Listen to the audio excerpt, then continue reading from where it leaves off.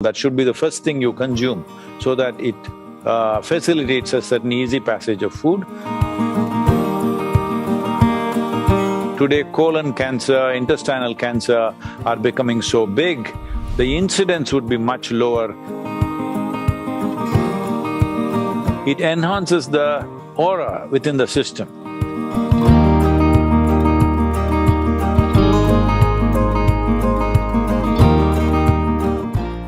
Sonia from Jodhpur says that, ghee has always been an integral part of our food traditionally.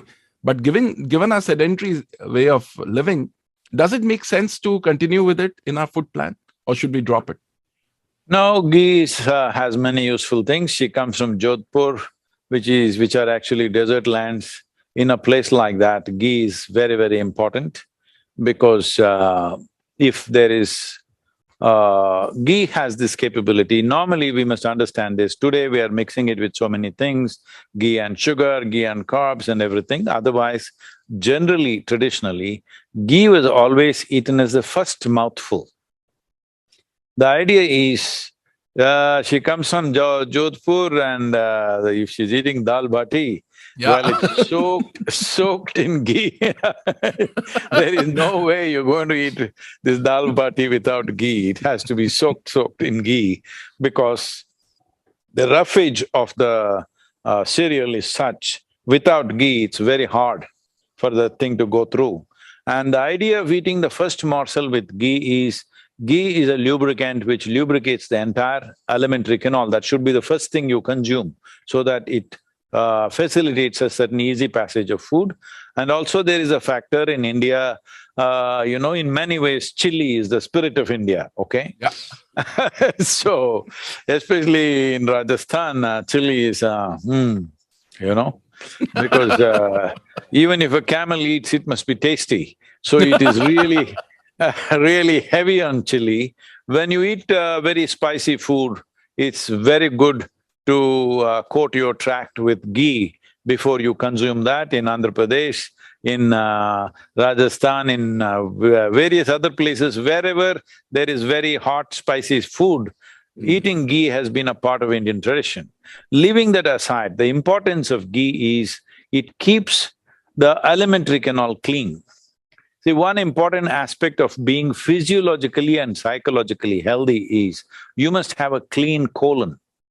If you go to an Ayurvedic doctor or a Siddha Vaidya, if you have any kind of problem, even if you say you're mentally disturbed, first thing that they do to you is you have sleepless nights, first thing they do to you is to purge you. Because a clean colon is vital for all these things.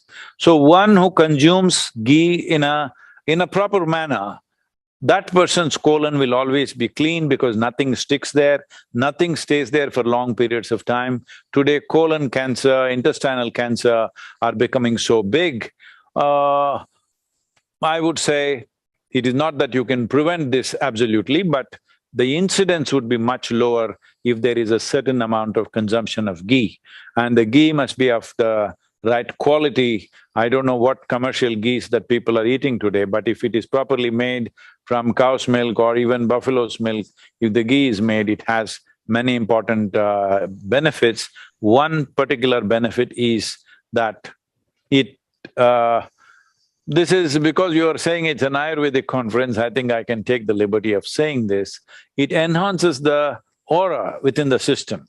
The cellular aura will go up and you will have a higher sense of aliveness in the system, which becomes visible in the way you are to people. It's not just by eating ghee. At the same time, if you eat ghee and carbohydrates together, if you ghee and sugar together, then it adds as fat.